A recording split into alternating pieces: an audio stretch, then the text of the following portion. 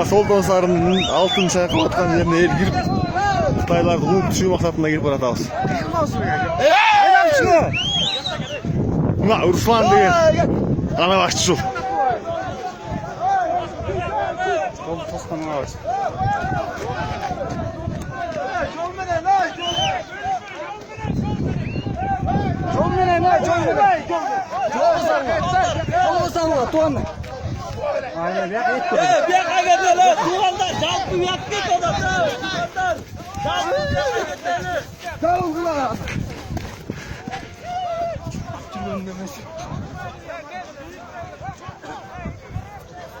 Мына эл күч менен кирип баратат.